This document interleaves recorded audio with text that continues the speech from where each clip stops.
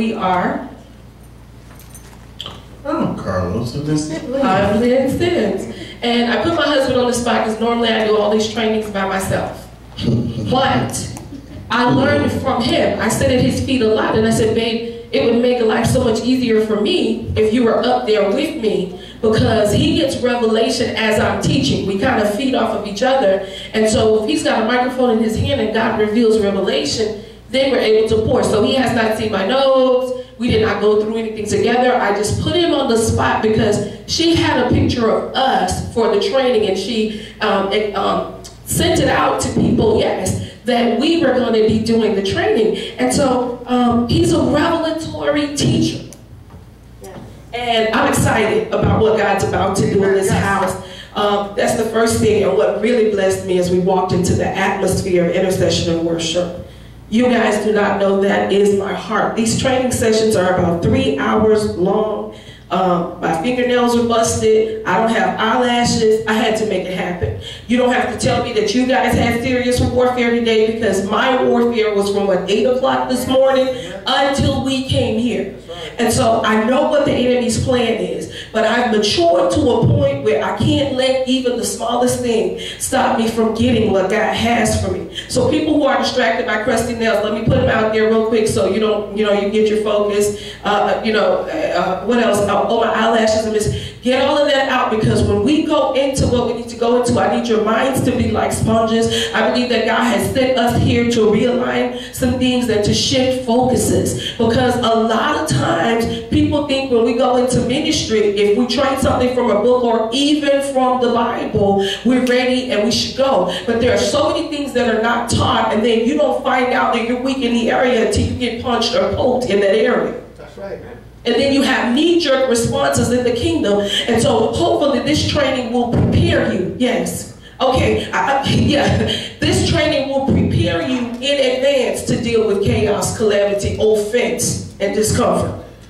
I ain't trying to rush you, but I'm trying to rush you because I got something on my heart that the Lord put in. Okay, well, come on. No. Because I want to make sure you guys understand, offenses is not, well, offenses, I hope I never get offended. Tell your neighbor you're definitely going to be offended. You're definitely going to be offended. And see, that's the first thing you need to know coming into leadership and ministry. If you are called by God, if you are anointed, and if you are connected to a house that has been ordained by God to do a work, you are definitely going to be offended on multiple levels, multiple times, for multiple reasons. And so my job is to just help prepare you to deal with the offense properly.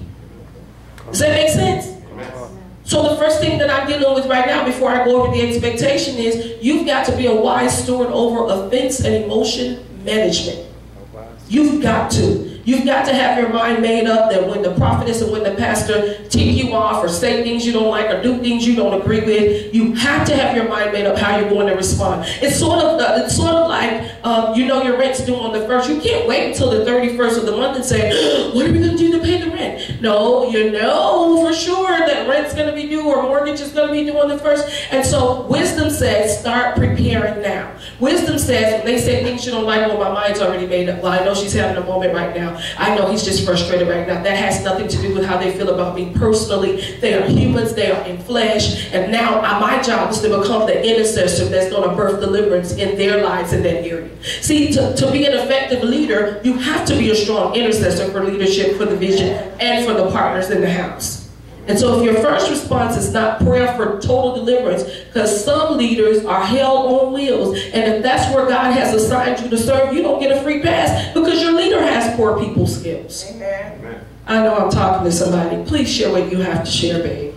Well, I'm not trying to go into what the Lord put in my heart just yet. I wanted you to knock that out, but I do want to say this. When it comes to offenses, one of the biggest things because my wife says I handle offenses too well. I handle offenses too well. I have a couple of philosophies that I live by. My first philosophy is no man or woman should have more control over my life than God.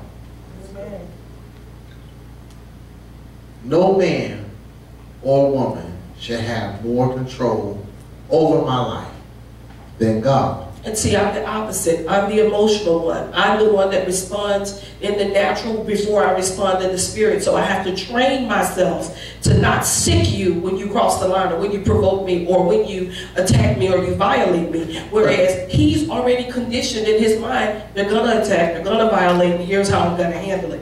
And that's what we're going to teach you guys today. That's my second philosophy. My second philosophy is to avoid offenses. You must keep in the forefront of your mind that people are going to be people. He says it a lot. People are going to be people. They're going to have moments. They're going to have emotional outbursts. The question is, do they have enough control over you to dictate whether or not you do what God would have you to do in the lives of that individual? And see, the calmness, because I don't have a lot, don't let me pretend to you. What I'm teaching you on is an area where I struggle intently at times. But I have to consistently choose to respond God's way. Realistically, those that have been called by God typically have spice and fire in their personality, typically have a lot of boundaries or hot spots or triggers, and so we have to now figure out in advance how we're going to manage those, because if not, you'll have a lot of bridges being burned, a lot of relationships and ties being severed, and you'll go through this perpetual cycle of meet people. It'll be a high attrition rate of love and relationships on every level in your life. So what, having made those mistakes, I finally got old enough and mature enough to learn that my way doesn't work. I've got to choose to do it God's way, and it works better for me. Now, where I learned these two philosophies was I was in the military. I was in the Marine Corps. And so, the biggest training ground in the Marine Corps is boot camp. 12 weeks, 3 months. You got a drill instructor in your face doing everything he can to make you crack, to make you give up, to make you throw it in the towel, to make you react. Why? Because he wants you to get all of that stuff out, because those are the slightest things that will give the enemy the indication that you're out there. Okay, y'all just missed that one. See, in order for me to shoot a rifle, you know how they taught us how to shoot a rifle? They made us sit Indian style for hours on end, on hard concrete, on the ground. Everywhere we went, every time we walked, every ground, grass, rocks, concrete, you name it, we sat on. And we wouldn't just sit there for a couple of minutes, we sat for hours. Why? Because the Marine Corps philosophy is every man is a basic rifleman. You are an infantryman in the Marine Corps. Before you do anything else, before you learn anything else, before you go learn what they call your MOS, which is your mission occupation specialist, okay? Which is what you do, your job. In the military, you had to sit everywhere you go and be still and do nothing but pay attention. You go to sleep, everybody pays for you going to sleep.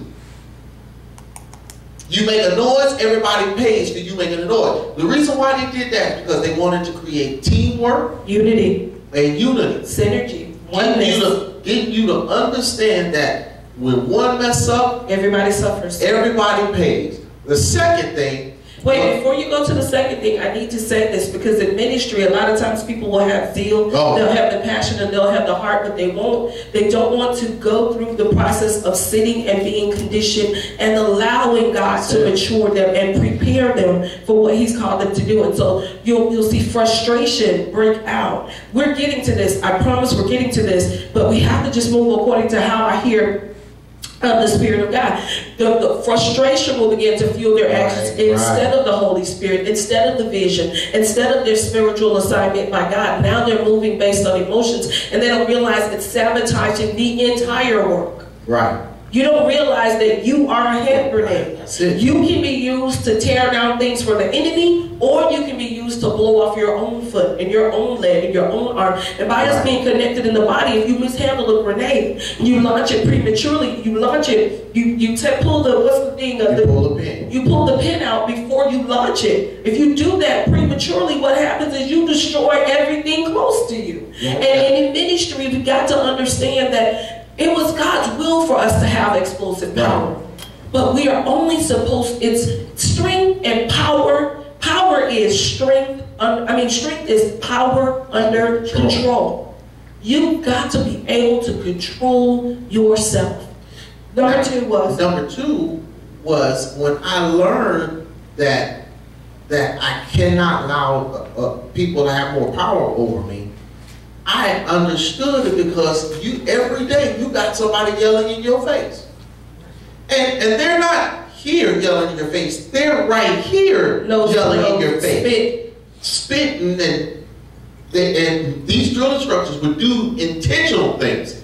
Eat garlic, eat onions, eat the nastiest stuff and won't brush their teeth for days. So just to get you to react outside of the prescribed method of acting. Because you have to understand the enemy is always going, he's in the business of provocation. He's always going to provoke. And he consistently uses the people that are closest to you. That's it. It doesn't matter if it's your husband, your wife, your children, your sister, your brother, your ministry. You need to understand that we are all instruments, and God always wants to use us, but so does the enemy. And so you've got to choose, I will not be an instrument of the enemy in this situation. And that's not always easy. And I want you to get this now. The enemy has so many tactics, but his main tactic is propaganda. We call it gossip. We call it backbiting. We call it lying. The military call it propaganda. And they utilize, the enemy utilizes this to put stuff in your hearing to get you to react outside of what God says. Absolutely. You'll hear just a portion of the information. The enemy will fabricate it, and he will make it much bigger than what it is. And the next thing you know, you're believing the false prophecy of your own mind. And it causes you to react in fear. And the next thing you know, you've moved out of position. You're not able to be used by God. It's difficult if you don't make up your mind in advance. There's so much that we have to cover. And I don't know why we ended up over there, but let me just go to